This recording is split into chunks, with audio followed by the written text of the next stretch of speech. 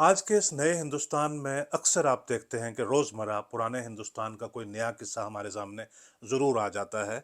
अगर ऐसा किस्सा सामने आता है तभी तो लोग फैसला कर पाते हैं कि जो नया हिंदुस्तान है ये पुराने हिंदुस्तान से कितना बेहतर है। दरअसल पुराना हिंदुस्तान जिसके जो बुनियादी जो साल थे उसकी उसमें 2 तर्ज़ फ़िक्र थे। एक जिसको रिप्रेज़ेंट करते थे जवाहरलाल नेहरू और दूसरा जिसको रिप्रेज़ेंट करते थे सरदार वल्लभ भाई पटेल। अगर 2 कॉम्पिटिटिव पॉलिटिकल नैरेटिव थे तो ज़ाहिर है वो जम्मू कश्मीर में भी कम्पीट किया करते होंगे। इसके बारे में आप वैसे भी बहुत सारी बातें सुन चुके हुए हैं आप सियासतदानों से, किताबों में, डिबेट्स में, डिस्कशंस में कि अगर नेहरू के पास ना होकर पटेल के पास अगर सारे अख्तियारात होते जम्मू कश्मीर के तो जो मामलात हैं वो आने वाले वक्त में मुख्तलिफ होते। ये एक बड़ी लंबी डिबेट है, लेकिन हम सिर्फ आज देखना चाहते हैं कि राजभवन से ये जो रिश्ता है ये किस तरह से नज़र आता था। मेरा नाम जफ़र चौधरी है। मैं राजभवन की कहानियां आपके सामने लेकर आ रहा हूं। मामला यूं हुआ कि 1948 में मार्च के महीने में शेख अब्दुल्ला को अपॉइंट कर दिया गया जम्मू कश्मीर का प्राइम मिनिस्टर। लेकिन किस कानून के जरिए? जो कॉन्स्टिट्यूशन ऑफ इंडिया है वो तो अभी नाफज ही नहीं हुआ था, बना ही नहीं था। 1950 में बना, लेकिन जब 1950 में नाफज हुआ तो पूरी तरह से जम्मू कश्मीर में तो नाफज नहीं हो रहा था। और जो जम्मू कश्मीर का अपना कॉन्स्टिट्यूशन है जिसको 5 अगस्त 2019 को रद्द कर दिया गया, उसका तो तसव्वुर भी नहीं था क्योंकि कॉन्स्टिट्यूंट असेंबली जो है वो 1951 में बैठी और 56 में जाकर कॉन्स्टिट्यूशन तैयार हुआ। तो कौन सा आइन था, कौन सा कॉन्स्टिट्यूशन था, कौन सा कानून था जिसके जरिए शेख अब्दुल्ला बने जम्मू कश्मीर के प्राइम मिनिस्टर? वो कॉन्स्टिट्यूशन जो है वो महाराजा हरि सिंह का ही कॉन्स्टिट्यूशन था। तो जो राजभवन उस वक्त जो चलाते थे, जो राजभवन के सरप्रस्त सरबराह उस वक्त थे, वो महाराजा हरि सिंह थे। हम राजभवन की कहानी जब आप सुन रहे हैं तो आपको तसव्वुर करना है कि जो कामकाज आजकल मनोज सिन्हा ने संभाला हुआ है, या इससे पहले गिरीश चंद्र मुर्मू, या उससे पहले सतपाल मलिक या एन वोरा या एस के सिन्हा जो संभालते थे, वो कामकाज जिन दिनों की हम बात कर रहे हैं वो हरि सिंह संभालते थे। वही थे कॉन्स्टिट्यूशनल हेड जम्मू कश्मीर के। तो लिहाजा अगर शेख अब्दुल्ला हरि सिंह की अपॉइंटमेंट के साथ, उनके ऑर्डर के साथ जम्मू कश्मीर के प्राइम मिनिस्टर बने, तो जाहिर है कि उनके हरि सिंह और शेख अब्दुल्ला के दरमियान जो रिश्ता है, जो रिलेशनशिप है, उसकी जो केमिस्ट्री है वो किस तरह की होनी चाहिए थी? वो लगभग वैसे ही होनी चाहिए थी जैसे हरि सिंह और मेजर जनरल जनक सिंह के बीच हो, जैसे हरि सिंह और रामचंद्र काक के दरमियान रही हो, जैसे हरि सिंह और मेहरचंद महाजन के दरमियान रही हो। ये वो 3 प्राइम मिनिस्टर थे जो शेख अब्दुल्ला से इमीडिएटली पहले जम्मू कश्मीर के प्राइम मिनिस्टर थे, यानी हरि सिंह के अपॉइंटी थे। लेकिन इस मामला में जो पर्सनल केमिस्ट्री है वो बहुत मुख्तलिफ थी, जो इनका स्टेचर है वो भी मुख्तलिफ नजर आ रहा था। और ये एक दूसरे को किस तरह से देखते थे वो बात तो थी ही, लेकिन अवाम उनको कैसे देखते थे, पूरा मुल्क उनको कैसे देखता था, वो भी एक अपने आप में एक इम्पॉर्टेंट फैक्टर था। तो लिहाजा जब रिलेशनशिप बहुत कॉम्प्लिकेट हो जाते हैं, आपके कोई बुजुर्ग हैं जिसको आप ट्रस्ट करते हैं, आप उनके पास अपनी शिकायतें तो ज़रूर लेकर जाया करेंगे। शेख अब्दुल्ला चाहते थे कि कुछ हो, हरि सिंह को जो है वो जम्मू कश्मीर से निकाल दिया जाए ताकि उनके पास एक complete absolute autonomy, absolute independence हो। और जो ख्वाब उन्होंने जम्मू कश्मीर को पे जो हुकूमत करने का उन्होंने देखा हुआ था, वो ख्वाब उनका जो है वो पाए तकमील आए। लेकिन ये चीज़ मुमकिन नहीं थी क्योंकि एक प्रोसेस होता है। तो शेख अब्दुल्ला अक्सर नेहरू के पास जाते थे और वहाँ पे जाके कहते थे, यार आप कुछ देखेंगे ये कैसे किया जाए, अब हरि सिंह के साथ तो मेरा तो चलना थोड़ा मुश्किल है। एक दिन उन्होंने नेहरू के साथ काफ़ी जिद विद की और काफ़ी नाराज़गी का उन्होंने इजहार किया। उन्होंने कहा कि हमारे जो इख्तलाफात हैं वो काफ़ी बढ़ते जा रहे हैं। नेहरू ने कहा कि देखो इसमें पटेल भी काफ़ी, उनका भी एक रोल, उनकी भी एक रिस्पॉन्सिबिलिटी, क्योंकि पटेल ही थे होम मिनिस्टर और पटेल ही थे डिप्टी प्राइम मिनिस्टर भी, मिनिस्टर ऑफ स्टेट्स भी थे। जो इंडियन स्टेट्स की यूनिफिकेशन है उसका जो कामकाज है वो भी पटेल ही कर रहे थे। अब मामला इसमें यह था कि शेख अब्दुल्ला की जवाहरलाल नेहरू के साथ 1930 की दहाई से ही बड़ी ज़बरदस्त दोस्ती थी। और आज तक भी हिंदुस्तान की तारीख में अगर कोई एक बड़ी दोस्ती यहाँ पे, या दो मिसालें हमारे पास हैं, वाजपेयी और अडवाणी की और मोदी और अमित शाह की।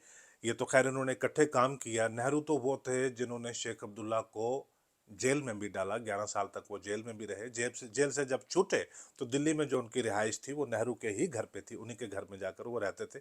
उनकी दोस्ती के बहुत बड़े चर्चे थे। अब जब उनकी दोस्ती इस कदर थी तो हरीश वो अब इंडिया के प्राइम मिनिस्टर बन चुके हुए थे, शेख यहाँ के प्राइम मिनिस्टर बन चुके हुए थे। तो लिहाजा शेख को इंडिया के प्राइम मिनिस्टर की जो फुल बैकिंग थी, महाराजा हरि सिंह को जो कंफर्ट मिलता था वो कंफर्ट मिलता था सरदार वल्लभ भाई पटेल से। तो उनको कोई भी अगर कोई दुश्वारी, कोई परेशानी, दिक्कत होती थी, तो वो शिकायत पटेल के पास लेकर जाते थे। शेख अब्दुल्ला हमेशा अपनी शिकायत जो है वो नेहरू के पास लेकर जाते थे, और हरी सिंह अपनी शिकायत पटेल के पास लेकर जाते थे।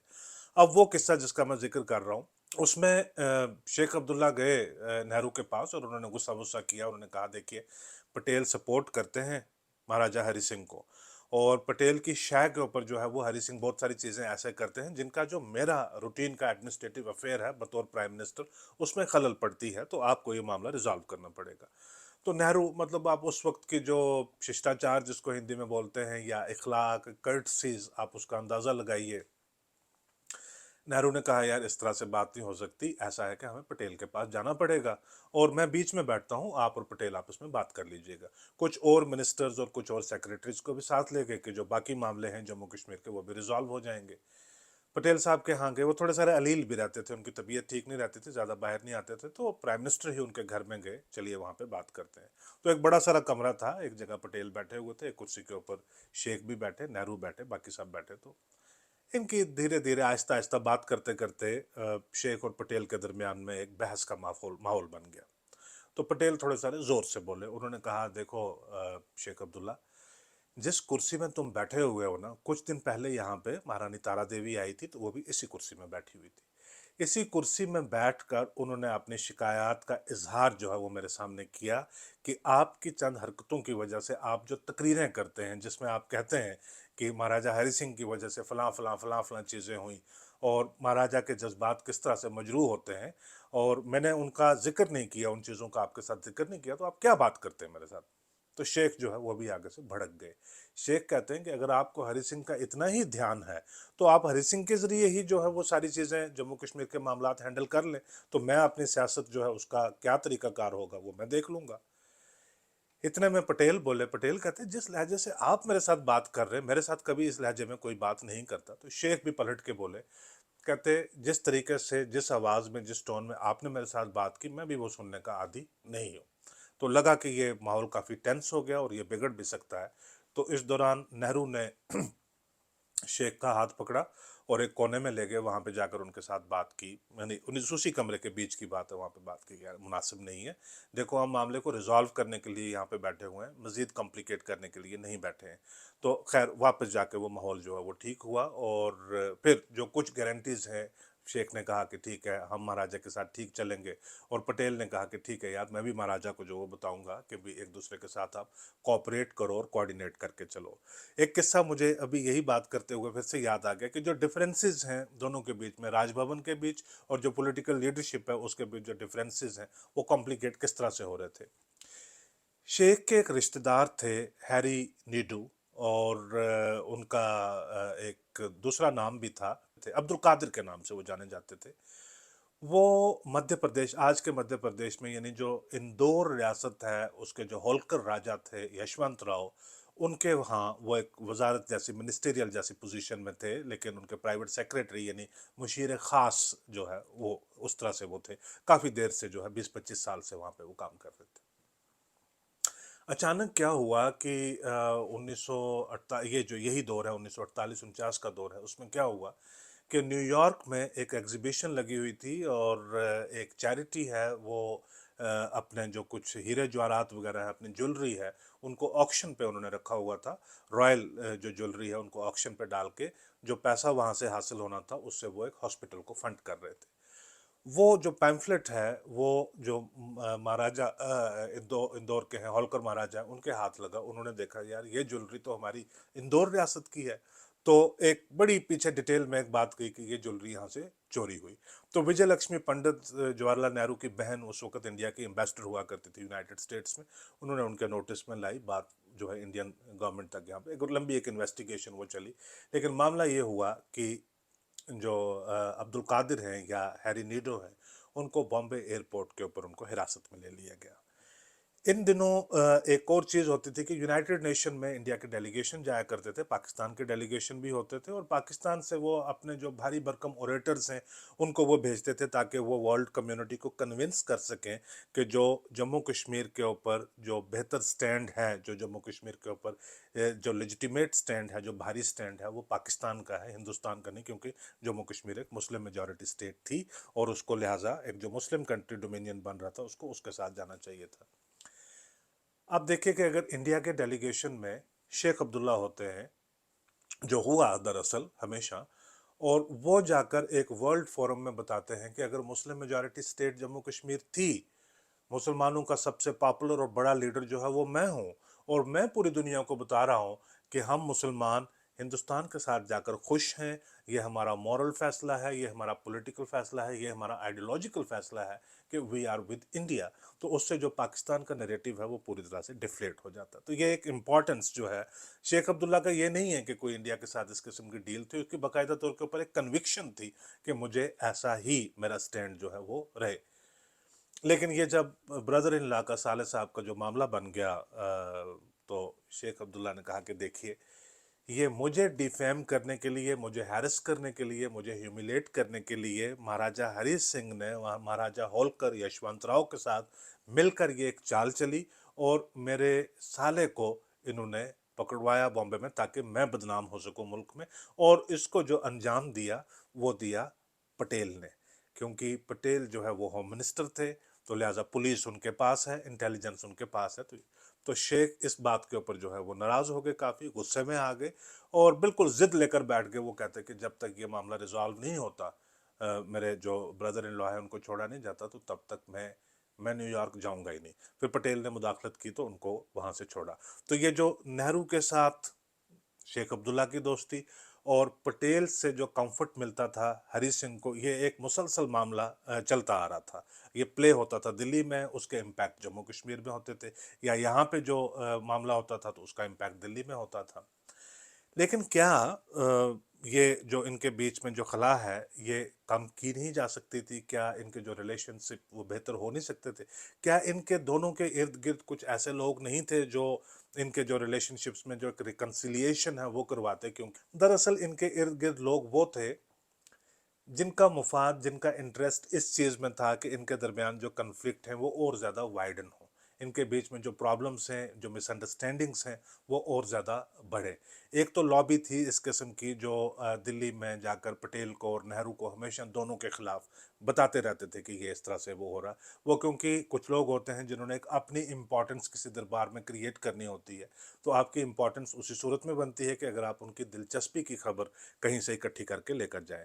लेकिन अगर दिलचस्पी की खबर नहीं है तो कई बार वो खबर मैन्युफैक्चर भी करनी पड़ती है ताकि आपका जो ऑडियंस है वो आपको सुनने के लिए हमेशा बेकरार रहे और आपकी अहमियत जो है वो बनती रहे। ऐसे भी बहुत सारे लोग थे, आने वाले जो एपिसोड में उसके बारे में हम बात करेंगे। लेकिन जो शेख अब्दुल्ला के जो कैबिनेट के कुछ लोग थे, जैसे बख्शी गुलाम अहमद, उनका एक दिलचस्प बात आती है।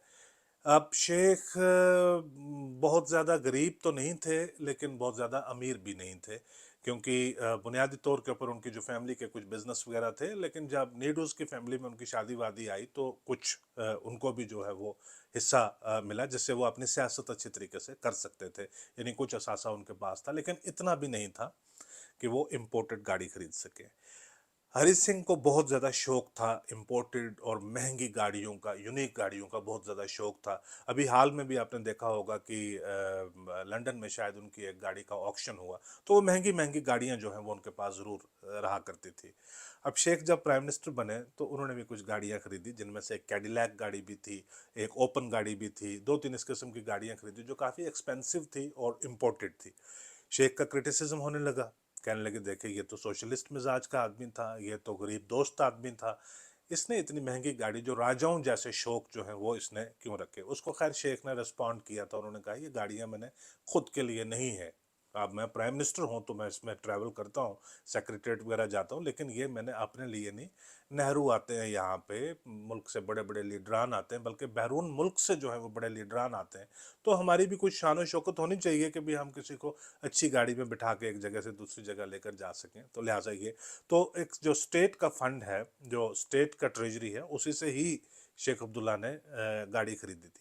लेकिन इसी दौरान एक इम्पोर्टेड गाड़ी, जो शेख के डिप्टी प्राइम मिनिस्टर थे, होम मिनिस्टर भी थे, एक इम्पोर्टेड गाड़ी बख्शी गुलाम अहमद के पास भी देखी गई। बख्शी का कहते हैं कि वो थोड़ी सारी एक गरीब बैकग्राउंड से आते थे, वो शायद खुद गाड़ी अफोर्ड कर नहीं सकते थे, लेकिन रियासत के ख़जाना से वो गाड़ी खरीदी हुई नहीं थी, तो गाड़ी बख्शी के पास कहाँ से आई। बाकी मिनिस्टरों के पास भी अगर कोई हुआ तो जीप वगैरह कोई छोटी मोटी गाड़ी, इससे ज़्यादा होती नहीं थी। बाद में जब असेंबली बनी 1951 में, तो एमएलएस तो बसों में बैठ के ही या टोंगे में बैठ के ही असेंबली में आया करते थे। ज़ाती गाड़ी मेरे ख्याल में लेट 1980s तक जो है अक्सर एमएलए से उनके पास ज़ाती गाड़ियाँ नहीं होती थी।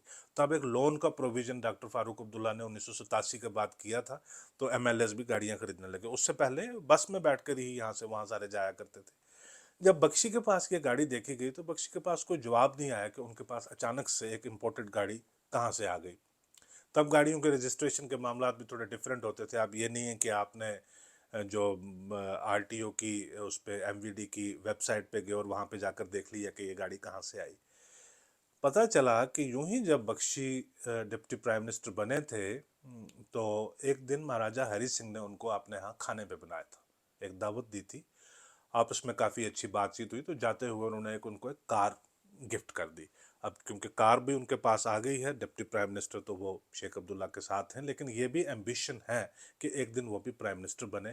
तो लिहाजा उनको सूट करता था कि वो महाराजा हरी सिंह के साथ भी एक अपना ताल्लुकात बनाकर रखें। तो लिहाजा यहाँ की बात वहाँ, वहाँ की बात यहाँ, अगर जिस तरह से हो उसी तरह से पहुँचे फिर तो कुछ ज़्यादा नुकसान नहीं होता, लेकिन वो मिस रिप्रेजेंट भी हुआ करती थी। एक और मिनिस्टर थे शेख की कैबिनेट में, यानी शेख की कैबिनेट में गिरधारी लाल डोगरा भी थे, सादिक भी थे, श्यामलाल सराफ भी थे, डीपी धर भी थे। 9 मेंबरान कैबिनेट थी। तो उसमें कर्नल पीर मोहम्मद खान भी थे और कर्नल पठानिया भी थे। जब कैबिनेट हो गई तो शेख अब्दुल्ला ने लिस्ट भेज दी महाराजा साहब के पास, हरी सिंह साहब के पास। तो उन्होंने कहा कि आप ही, क्योंकि आप बॉस हैं, आप कॉन्स्टिट्यूशनल हेड हैं, तो आप ही फैसला कीजिए कि इनमें से कौन मिनिस्टर आप नॉमिनेट करना चाहेंगे जो एक लाइजन करेगा आपके दरमियान और हमारे दरमियान, यानी एक लिंक रहेगा राजभवन के दरमियान और सेक्रेटरीट के दरमियान, गवर्नमेंट के दरमियान। तो महाराजा हरि सिंह, पता नहीं उनके जहन में क्या आया, तो उन्होंने इंतखाब किया कर्नल पठानिया का। तो अब कर्नल पठानिया को जो डिपार्टमेंट है वो बन गया वजीर हुजूर, यानी मिनिस्टर इन वेटिंग वो बन गए। जैसे बाकी मिनिस्टर्स को, बख्शी को होम भी था और भी महकमा थे उनके पास, किसी के पास हेल्थ है, किसी के पास पब्लिक डिस्ट्रीब्यूशन है, किसी के पास पब्लिक डेवलपमेंट है। सारे मिनिस्टरों के पास अपने अपने महकमे हैं, यानी खजाना वजाना वो भी सारी चीज़ें हैं। लेकिन जो कर्नल पठानिया है उनके पास सिर्फ प्रोटोकॉल का और लाइजन का जो है वही डिपार्टमेंट है। तो लिहाजा कुछ ग्रज तो उनको शेख के खिलाफ रही होगी, और कुछ इंक्लिनेशन जो है, राजपूत राजपूत करके भी कुछ इंक्लिनेशन जो है उनको वो महाराजा हरी सिंह के साथ भी रही होगी। तो आपस में जो जो बातों का आदान प्रदान, यानी राजभवन के दरमियान और गवर्नमेंट के दरमियान जो होता था, उसमें मिस रिप्रेजेंटेशन। अब इनकी कैबिनेट में ज़्यादातर लोग वो थे जो ये चाहते थे कि इनके दरमियान रिकॉन्सिलिएशन ना हो, बजाय इसके कि उन लोगों की तादाद कम थी जो ये चाहते हों कि महाराजा हरी सिंह और शेख अब्दुल्ला एक टीम बनकर बात करें। फिर आखिर एक ऐसा दिन आया कि जब महाराजा हरी सिंह का और प्राइम मिनिस्टर शेख अब्दुल्ला का आपस में मिलकर एक ही रियासत में काम करना जो है बिल्कुल नामुमकिन हो गया, यानी टिपिंग पॉइंट जिसको बोलते हैं वो आ गया, कि एक पॉइंट ऑफ नो रिटर्न तक पहुंच गए वो, कि अब यहाँ इससे आगे जो है वो काम नहीं किया जा सकता। वो मामला क्या था, और उसके बाद किसी एक को जो है वो या तो स्टेप डाउन करना था या ये रियासत छोड़कर चले जाना था। इवेंचुअली वो हरी सिंह ही हुए। ऐसा क्या हुआ था, किस दिन हुआ था और किसने इस चीज़ को फैसिलिटेट किया था, ये जानने के लिए अगली किस्त तक आप अपनी दिलचस्पी बरकरार बनाए रखना। आज का एपिसोड देखने के लिए आपका बहुत शुक्रिया।